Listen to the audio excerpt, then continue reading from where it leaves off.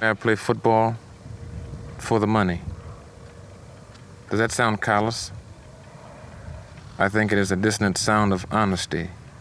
But I do like and enjoy the game because you could not play it if you did not like it, because it is too brutal, too demanding a game not to really care for it.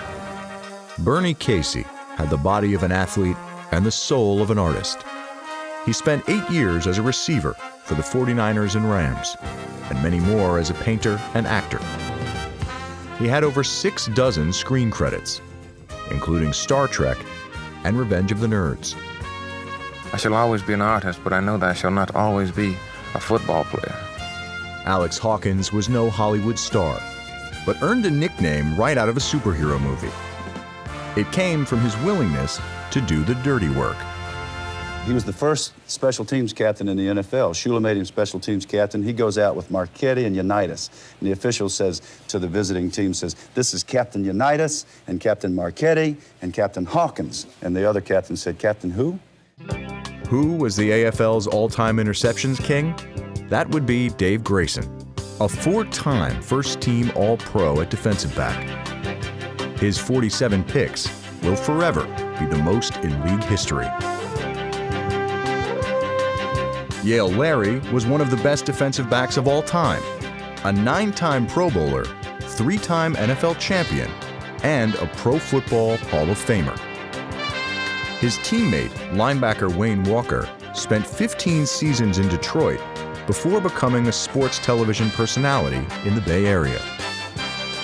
We're here in San Francisco to talk to Wayne Walker, who is a CBS sports director and an expert on the San Francisco 49ers. Wayne? John, thanks for the expert handle. Oh, we can get to you. Waiting for some words of wisdom. Start of a new era here in Cleveland.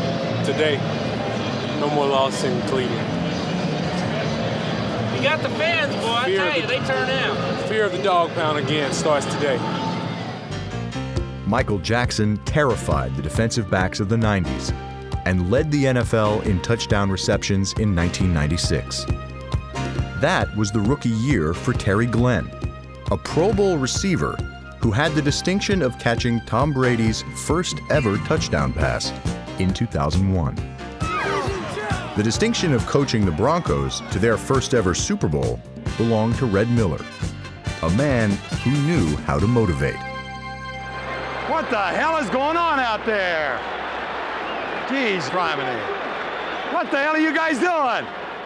They wonder if they believe we're for real now. Huh?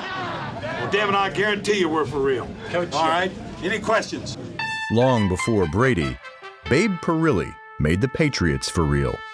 An NFL cast-off, he rose to stardom in the AFL, leading the Patriots to a title game in 1963. Eventually, he won a Super Bowl as Joe Namath's backup with the Jets. Teammate Larry Grantham was an original Jet, drafted when they were the lowly New York Titans.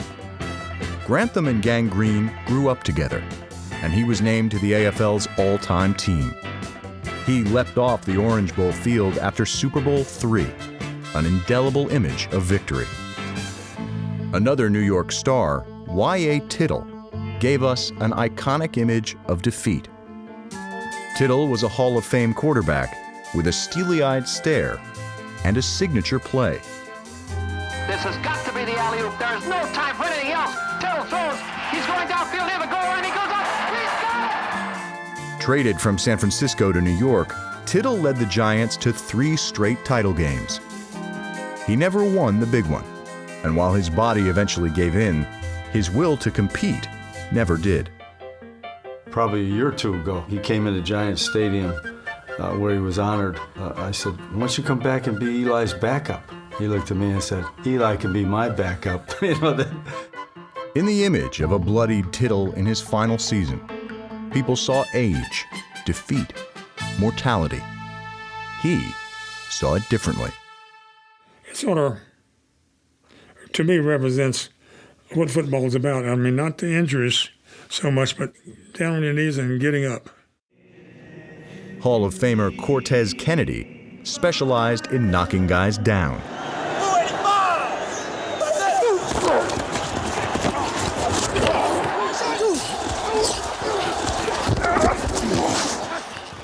we'll miss Kennedy, the consummate defensive tackle. And we'll miss Tommy Nobis, the consummate Falcon. The first draft pick in franchise history was one of the finest. Okay, you're doing fine.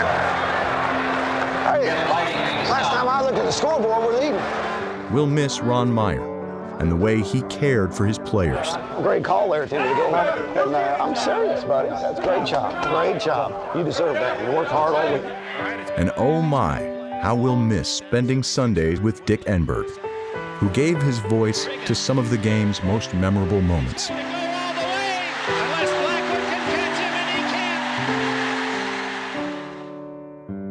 We'll miss Dan Rooney for everything he gave to the game and the class with which he gave it.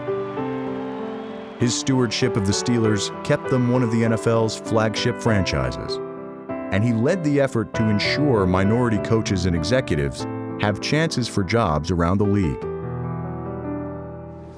So respected was Rooney that President Obama named him the United States Ambassador to Ireland.